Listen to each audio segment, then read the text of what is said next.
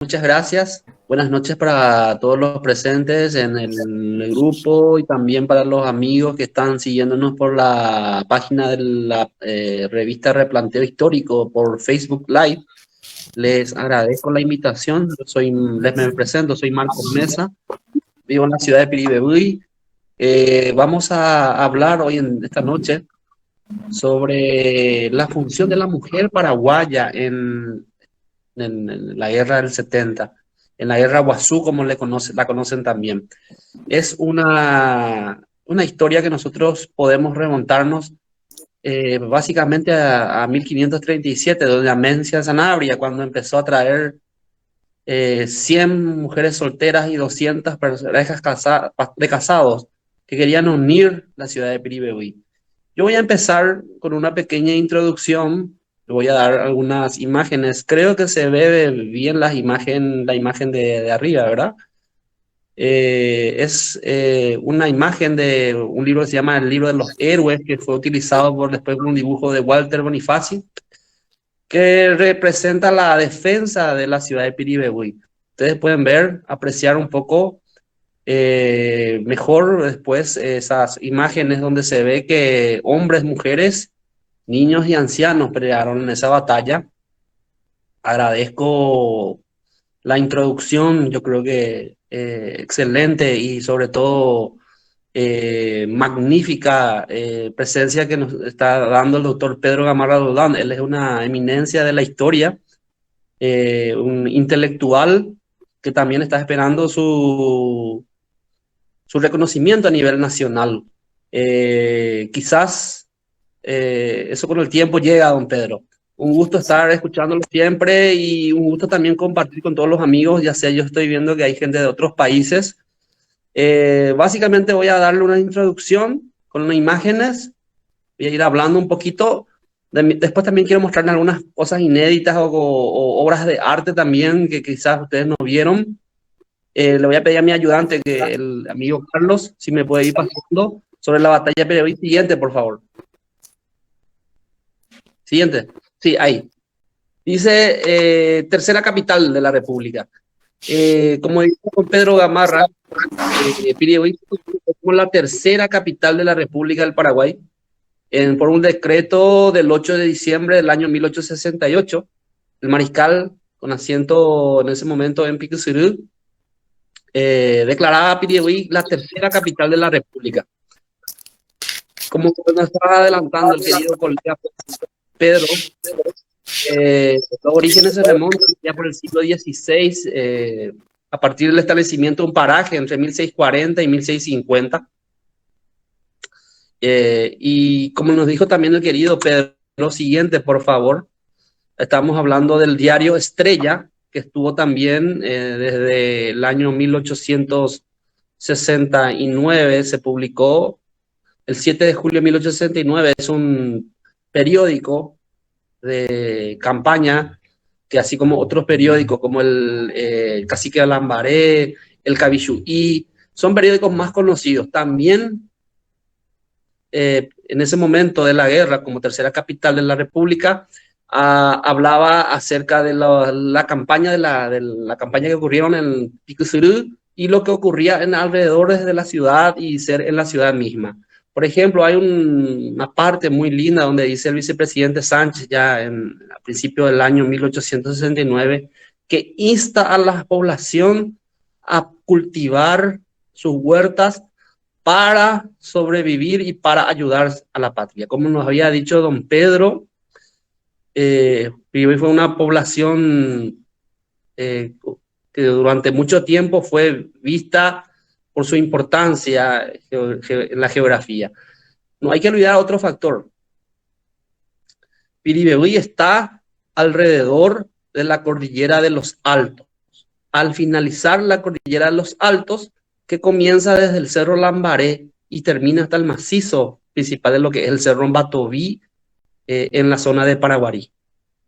El ejército aliado tuvo que bordear esa cordillera para llegar, ¿verdad? Esa es una posición estratégica defendida por la naturaleza, una riqueza propia de la naturaleza, Y acá nos habla de la primera edición que apareció el 24 de febrero de 1864, cual la dirección estaba a cargo del sacerdote Jerónimo B. Bechis con Manuel Trifón Rojas, boliviano.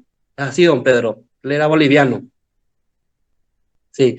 Los redactores fueron el padre Fidel Maíz, Juan Manuel Palacios, Juan Crisóstomo Centurión, el coronel Silvestre Aveiro y Adonías Urbieta y Lorenzo Jiménez. Y vamos a hablar ahora de nuestro tema principal, las mujeres de Piribebuy. Siguiente, por favor. Vamos a hablar un poco sobre la campaña en las cordilleras, por favor, si volvés. La campaña en las cordilleras, ¿sí? Se ve, se aprecia. Yo pude tomar varias versiones. Estuve leyendo un poco de Resquini, un poco de Oleari, leí un poquito también de otras versiones de la historia, pero quise tomar la versión de un historiador argentino de nombre Leonardo Castagnino, ingeniero Leonardo Castagnino. Él es argentino, como les dije, es un historiador que hizo varios libros sobre la guerra de la Triple Alianza, sobre la guerra de la campaña del Paraguay, y toma tomé un resumen de eso. Les quiero leer en partecita porque no les quiero aburrir leyendo nada más. Y él da un resumen de lo que ocurrió en la batalla de Piribebuy. Pero antes de decirles este resumen, les quiero decir que las mujeres paraguayas durante la guerra del 70 empezaron a trabajar desde muy temprano momento en las primeras etapas de la guerra, en la retaguardia, cuidando a los niños, cuidando la cocina, los alimentos para la tropa. Y finalmente la mujer tuvo que ser protagonista en la guerra. Fue una de las que tuvo que agarrar las espadas, la bayoneta, las armas, como se ve en el dibujo, y pelear palmo a palmo con sus maridos, con sus esposos, con sus hijos, con sus hermanos. Por eso se reconoce mucho en el caso de Piribebuy, las heroínas de Piribebuy. Eso también se da en Itaguaté, eso se da también en Acostañú, se da en muchos momentos de la historia. Y si citamos a uno de los referentes más próximos, podemos decir que uno de ellos es el Papa Francisco, que dice, la mujer paraguaya es la más gloriosa de América. Y si uno se pone a pensar, tiene razón.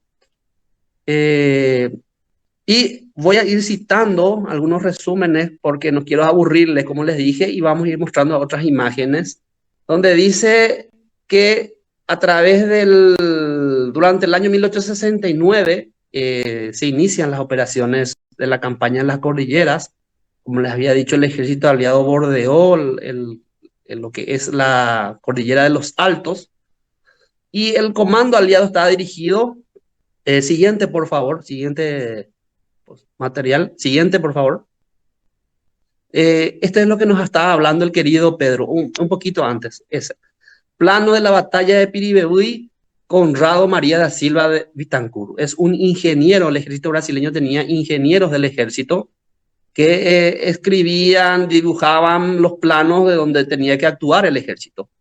Se ve perfectamente ahí el cuadrilátero de la ciudad de Piribebuy, rodeado por los cuatro centros de norte, sur, este y oeste. Y dice que el ejército aliado el 3 de agosto estaba en la zona de las operaciones y empezaron el 3 de agosto. El 4 de agosto llegaron a la zona de Zapucay. El 7 entran en Valenzuela, que de paso el 7 de agosto queman con una treintena de mujeres las fábrica de polvorines que existía del ejército paraguayo. Uno de los primeros crímenes del ejército brasileño bajo el mando del conde Gastón María de Orleans. Luego nos habla también que el ejército aliado se movilizó ya para intimar la rendición y tomar la ciudad de Piribebuy. Por un lado voy a ir nombrando los siguientes, por favor. Este es para los que quizás están introduciéndose en la historia, esta es la foto del conde Gastón María de Orleans, conde d'Eu, el yerno del emperador Pedro II de Brasil. Al finalizar la batalla de Itaibate, el 27 de diciembre del año 1868, luego de la toma de Asunción, Caxias pide al emperador retirarse por el motivo de que se sentía enfermo. En realidad, para Caxias la guerra ya había terminado. Entonces el emperador envía al yerno a tomar el comando aliado, el ser comandante en jefe aliado. Por mucho tiempo añoró el conde d'Eu la venida al Paraguay para combatir, ¿verdad? En ese momento conocido como el tirano, ¿verdad? Solano López. Le decían tirano y querían, el objetivo del Tratado Secreto de la Triple Alianza que tuvimos hace poco, justamente una querida colega nuestra del replanteo histórico lo hizo, nos hablaba que la guerra no era contra el Paraguay. Pero estos hechos nos hablan de que los paraguayos y los brasileños tuvieron momentos trágicos y lastimosamente la población civil más vulnerable, las mujeres, los niños y los ancianos sufrieron las consecuencias de la guerra.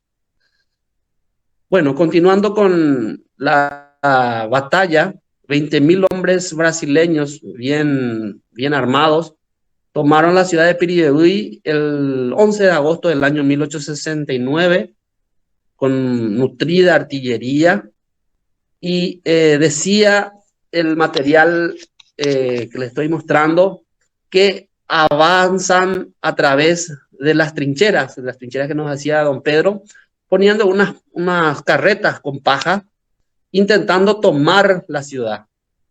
3 intentos tuvieron en todos los frentes, hasta que colapsó el sistema de defensa de Piribebuy. Juan Crisóstomo Centurión nos dice, no nos dice que no es defendible, nos dice de difícil defensa, por la cantidad de hombres y por los pertrechos que se tenían. Apenas nosotros teníamos 12 cañones rayados, cuando ellos tenían la mejor artillería del momento de Sudamérica. Y nos decía también el querido Leonardo Castanino lo siguiente: Solalinde, adivinando la graduación de Mena Barreto, ordena al mejor de sus tiradores que hiciera fuego sobre ese hombre. El soldado Gervasio León, afinando la puntería de su viejo fusil, dispara sobre Juan Manuel Mena Barreto. João Manuel Mena Barreto, hiriéndolo mortalmente. La resistencia es tenaz y hasta las mujeres pelean en las trincheras, con una bizarría no común en su sexo, dice Bormann, cayendo decenas de aliados a los golpes de sus manos, armadas de sable y fusil. Inclusive, ganada ya las trincheras, tomando las calles principales de Piribebuy, muchas mujeres no resisten la ira, el enojo que tienen, y empiezan a tirar restos de cascotes, de vidrio. No se quieren rendir ante los brasileños. Los propios brasileños comentan esa historia, dicen esa historia en las crónicas. No podían creer lo que estaba ocurriendo en la ciudad de Piribebuy, en la defensa de Piribebuy. Por eso decimos nosotros que quizás hoy en día tenemos que saber más de la función de las mujeres. Decía una amiga mía que es extranjera, las mujeres paraguayas, es como que existe todavía ese amor hacia el matriarcado, porque las mujeres estuvieron antes, durante y después de la guerra de la Triple Alianza reconstruyendo este país. Algunos cronistas extranjeros inclusive decían: Paraguay es un país de mujeres después de la guerra del 70.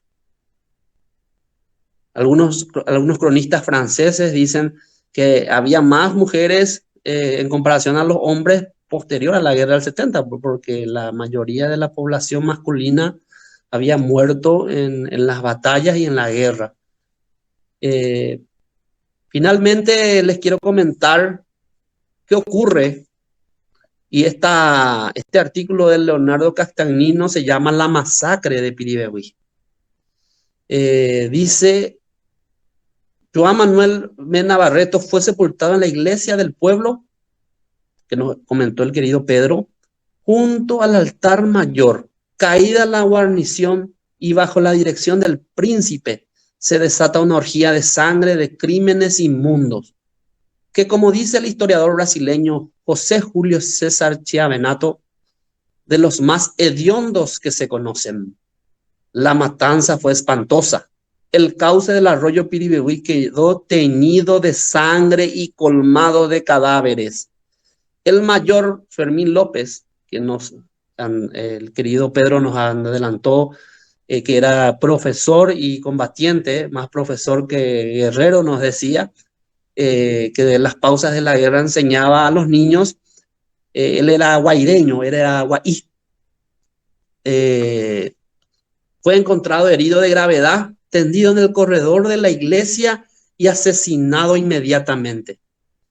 Igual suerte corrieron todos los prisioneros, salvo algunos que cayeron en manos del magnánimo general Emilio Mayet.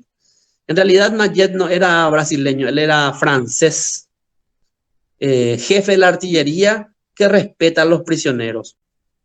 No estuvo ausente en la tortura. El comandante Pedro Pablo Caballero, algunas versiones nos dicen que cayó prisionero, que se acercó al conde de Deu y le pidió, por favor, se está quemando el hospital de sangre con heridos adentro, vamos a socorrerlo. Justo en ese momento llega un ayudante del conde y le pregunta si el comandante paraguayo fue encontrado muerto o vivo. Nadie le supo responder. Entonces le dice: caballero, soy yo soy caballero, el que te está hablando soy yo, caballero. Ese momento, dicen algunos que por la muerte de Mena Barreto se sintió la ira del conde y ordenó el degüello del comandante Pedro Pablo Caballero. Es uno de los héroes con Patricio Mareco, Francisco Maíz, Hilario Amarilla, el cohetero, conocido como el cohetero. Estuvo en varias batallas de la guerra de la Triple Alianza y está enterrado hoy en día en la Recoleta. Una infinidad de héroes y anónimos también, familias que estaban ahí peleando en la batalla de Piribebuy. Y dice, pero como si esto no fuera suficiente, el comandante brasileño mandó degollar en presencia de su esposa al capitán Pedro Pablo Caballero. Algunos dicen que fue estirado por 4 cañones y suspendido en el aire y con azotes, castigado, y según las referencias en ningún momento él se quejó ni dijo nada, no se quiso rendir. Ese fue el motivo del degüello. Hubo un encontronazo, dicen, entre el general Mayet y el conde, porque el general Mayet le decía: nosotros somos soldados, no somos sádicos, no somos carniceros, no tenemos que actuar de esta forma, esta gente ya se rindió. Y coincide con las versiones de León Palleja, que es un uruguayo que falleció, que murió en la campaña de Humaitá, en Boquerón del Sauce, donde se queja justamente, se le trata mal a los prisioneros paraguayos. No está bien eso, nosotros no somos, ese es el objetivo que nosotros buscamos, tratarle mal al prisionero paraguayo. Muchos dicen y rayan que es como una especie de raya ya el genocidio. Algunos historiadores hablan de genocidio por ese motivo, ¿verdad? Que después se va a ver después hasta la campaña, el final de la campaña de Cerro Corá. Y aquí vamos a hablar un poco de las mujeres. Ya les hablé de las mujeres que pelearon mano a mano, tirando cascotes, vidrios, poniendo cocos, resto de vidrio en los cañones cuando se terminaban las municiones. Y aquí ocurre un hecho horroroso para muchos. La versión que yo les tengo es de la quema intencional del hospital de sangre. No contentos los brasileños, que algunas referencias hablan de que fue nomás un producto de la ira de la tropa que no cobró, dicen algunas veces. Sin embargo, el conde se contradice en su diario personal, dice que no le conocía a Pedro Pablo Caballero, cuando en realidad sí, él tuvo conversación inclusive con Pedro Pablo Caballero y ordenó su muerte. Y es cuando el historiador y el escritor Juan Oleari le reclama eso. Él dice, se desentiende de la situación y culpa a sus inferiores. Dice, fue Polidoro que tomó la decisión de quemar el hospital de sangre, o algunos insinúan, algunas fuentes brasileñas insinúan que fue una bala de cañón, inclusive una bala de cañón paraguaya, como ven ahí en el material, se ve el disparo de la artillería. Y yo les tengo otro material que les quiero mostrar, donde nos habla de la quema del hospital de sangre. Siguiente, por favor. Acá se ve, este es un mapa que se encuentra en el Museo Histórico Comandante Pedro Pablo Caballero de la ciudad de Piribebuy, donde se ven las posiciones que tomaron los aliados. Se ve también allá a la mano derecha de la imagen, se ve el hospital de sangre de Piribebuy. No está en ninguna dirección de la artillería aliada ni paraguaya. El que conoce Piribebuy sabe que no está dentro de las trincheras, y vamos a ver otro material, el siguiente, por favor. Esa es una imagen nuevamente de Walter Bonifaci. Siguiente. El saqueo, la quema de las casas, el robo sistemático que se hizo al Archivo Nacional. Hay una parte del Archivo Nacional fue llevado desde Piribebuy hasta Brasil, que después una parte fue devuelta, se le conoce como el Archivo Río Branco. También está, siguiente, por favor. Siguiente. Siguiente. Acá está.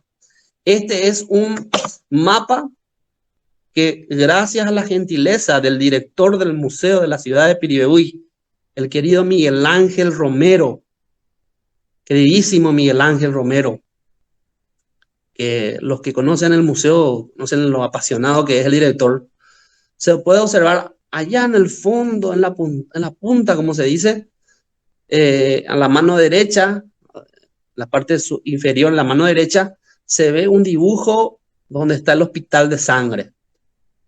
No está dentro del sistema de trincheras. No está dentro del sistema de trincheras. Y le dejo una reflexión.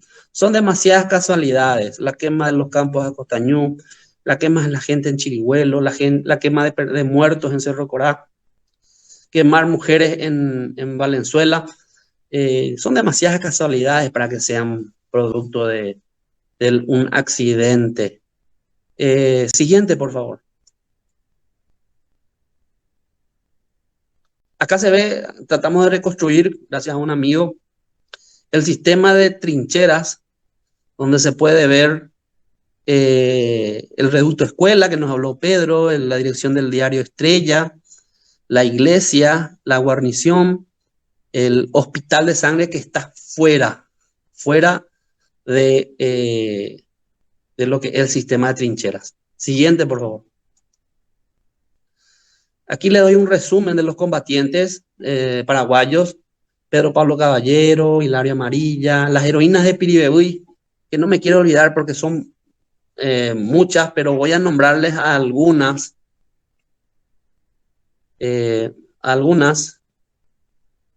La señora Cándida Cristaldo, Anita Segovia, Damasia González, Venancia Acosta, Eusebia Pérez, Gabriela López, Jacinta Fernández, Basilia Domecq, y la esposa del comandante Pedro Pablo Caballero. También no me quiero olvidar, y paraguayas, escuchemos esta versión que les quiero comentar. Cuando se estaba quemando el hospital de sangre, una de sus enfermeras, Fulgencia Yegros de Yegros, enfermera descendiente de uno de los próceres de la independencia, ella era descendiente de un prócer, intentando salvar a los heridos del hospital de sangre, que algunas referencias dicen hasta 600 hombres. Muchas de ellas pudieron salir, muchas enfermeras y los médicos también se pudieron salvar, pero Fulgencia Yegros de Yegros intentó salvar a los heridos. Y en ese interín, en un momento de desesperación, tira a su hijo menor Bartolo Yegros de por una ventana, salvándolo de la muerte, y lastimosamente ella no pudo sobrevivir. Se conservan varios relatos, entre ellos de Fidel Maíz, de también Basilia Domecq. Muchas referencias coinciden demasiado, las versiones de los excombatientes, de que existió la quema del hospital de sangre, pero que fueron las mujeres las que defendieron, las heroínas, por eso hay una calle que se llama Heroínas de Piribebuy, defendieron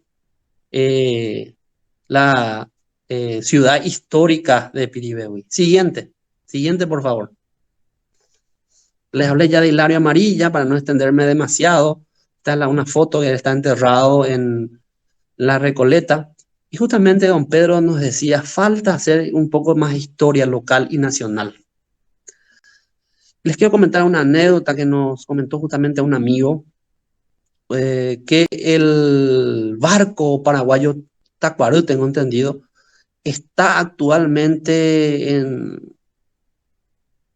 en un riacho seco en la Argentina ya, que se llama el riacho Yacaré, que está en la zona de Corrientes, más hacia Corrientes, Argentina. Y en un momento las autoridades tenían el interés de rescatar eso. El riacho está está seco, pero está en la zona de Argentina. Yo me pregunto, ustedes, y me hago cuando me enteré me sorprendí demasiado. ¿Saben quiénes quisieron rescatar esos restos, esa carcasa del histórico barco insignia? El ex embajador de Inglaterra en Paraguay, bajo la iniciativa de un amigo, el arquitecto Rubiani, que no tuvo mucho eco. Lo único que pudo hacer es sobrevolar el lugar con las autoridades argentinas. Los argentinos accedieron gustosamente, eso le estoy hablando de hace 20 años. Me pregunto, si los ingleses quisieron ayudarnos, si los argentinos quisieron ayudarnos, ¿por qué no podemos rescatar esas piezas históricas? ¿Por qué no podemos hacer un trabajo conjunto para rescatar parte de nuestra historia, que en este caso está en la Argentina? En este caso está en la Argentina, parte de nuestra historia, esperando que algún equipo arqueológico pueda rescatar eso. Y ahí inicia el trabajo ciudadano para exigir a las autoridades el trabajo en conjunto para rescatar los sitios históricos y para conservar nuestra historia colectiva. Es nada más lo que les quería decir. Siguiente, por favor, rápidamente. Los brasileños ya hablamos, Orleans, Osorio, Mena Barreto, Mayet, entre los principales, había más oficiales. Y este es el famoso Mbocapé. El Mbocapé es conocido como algunos le dicen que es un destructor de hombres, porque es un arma, un fusil hecho en forma artesanal, que eran varias pistolas puestas alrededor de la trinchera, que se accionaba a través de un mecanismo estirado por un cable, ¿verdad? Es totalmente artesanal y está en el Museo Histórico Comandante Pedro Pablo Caballero. Siguiente, por favor. Que hablamos de Mena Barreto. Siguiente. Es el busto, el homenaje al comandante Pedro Pablo Caballero, que está en la ciudad de Piribebuy. Y a los héroes y heroínas de la ciudad de Piribebuy. Siguiente.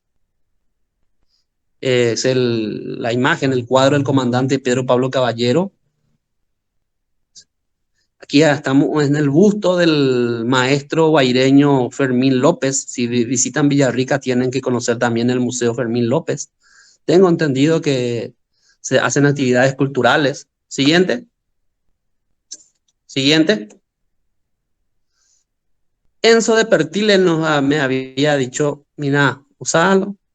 Es una imagen representando la muerte del comandante Pedro Pablo Caballeros. Fíjense, paraguayos. Imagínense la representación de este artista. Siguiente. Hablamos ya del hospital, el incendio del hospital. Es una versión que hace el querido Olear y rescata esa imagen. Y esto es un dibujo de un maestro de la ciudad de Piribebuy que se llama Ever Cabrera, que representa la quema del hospital de sangre de Piribebuy. Y nos habla Manuel Solalinde, nos dice acerca de la quema del hospital de sangre de Piribebuy. Muy crudas palabras. Hace poco, por una cuestión particular, estuve recorriendo lo que es, no sé si, creo que es la calle, esa calle que está unida al IPS, que está cerca del ex supermercado Cuá Bolaños, y se siente una vibra diferente. Uno, cuando está enfrente del supermercado donde murieron 400 personas, se siente un silencio, una paz, pero se siente una paz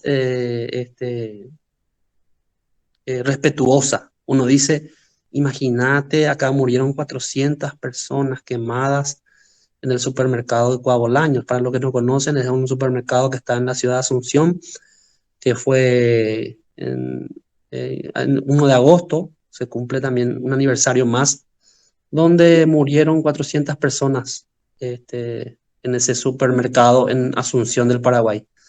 Y siguiente, por favor. Y también se siente lo mismo cuando uno está en este busto, en este mural, donde se puede observar el homenaje a los muertos en la ciudad de Piribebuy. Siguiente. Es el museo que les hablé. Siguiente.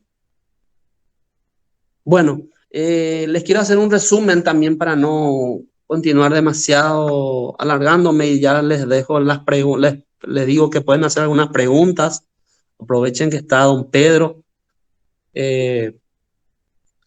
Los resúmenes que utilicé, las fuentes que utilicé, lo que quiero decir es, para finalizar, lo siguiente. Se estudia la historia no porque queramos la venganza. La venganza no es buena de donde venga. Yo creo que el Paraguay como país necesita siempre un rumbo, y como rumbo necesitamos conocer nuestro pasado. Necesitamos conocer nuestro pasado y necesitamos conocer lo que ocurrió para que las futuras generaciones no tengan que vivir nuevamente lo mismo, como se dice siempre como un cliché de la historia. Ahora bien, ¿para qué se estudia la historia? Se estudia la historia para no para no vivir y no tener lastimosamente que tener esas mismas miserias como vivieron nuestros antepasados. Esas mujeres que murieron quemadas en Valenzuela, las heroínas que fueron violadas, las mujeres paraguayas que vieron a sus maridos, a sus hijos morir. Yo creo que no hay palabras para agradecer a la mujer paraguaya por todo lo que hizo. Entonces, la historia se estudia para no cometer los mismos hechos y para que nosotros, que ahora no estamos viviendo las miserias, podamos recurrir a conocer un poco lo que ellos vivieron. Y un paso más será abrir los archivos secretos que están en el Brasil. Cuando se abran esos archivos, nosotros también ya no vamos a vivir en una mentira, porque son archivos de la historia del Paraguay. No son archivos solamente del Brasil. Y ahora estamos ocultos en una oscuridad. No sabemos qué son esos archivos. Y el Brasil sigue ocultando esos archivos. Como paraguayos, para las futuras generaciones, tenemos que pensar en abrir esos archivos para cicatrizar las heridas que tenemos del pasado. Muchísimas gracias por haberme escuchado.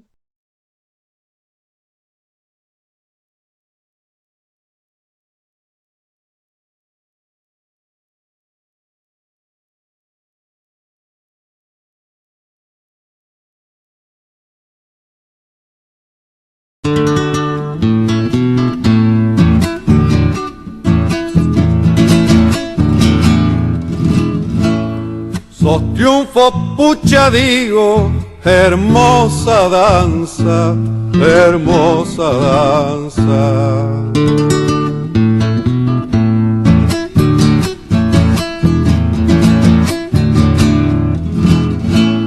Naciste a campo abierto, tiempos de lanzas, tiempos de lanzas.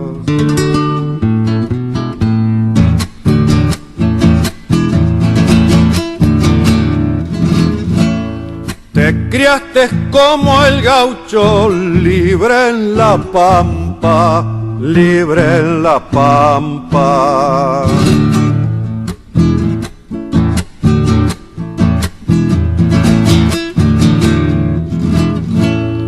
Y entraste al poblado con briosa estampa, con briosa estampa.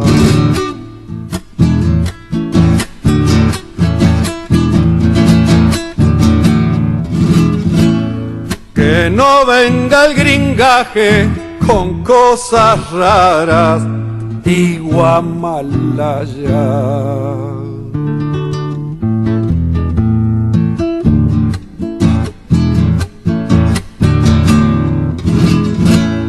Si oyen unos barullos, ¿qué diablos pasa? ¿Qué diablos pasa?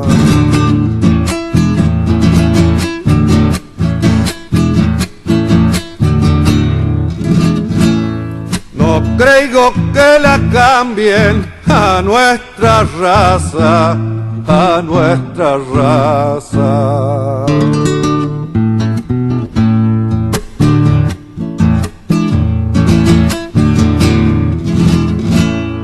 A ver la muchachada, vuelvan las cargas, vuelvan las cargas.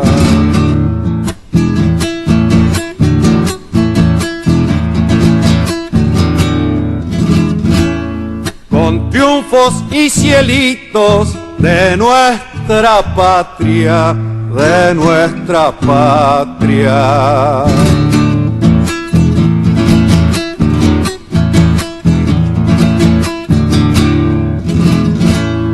Que no venga el gringaje con cosas raras de Guamalaya.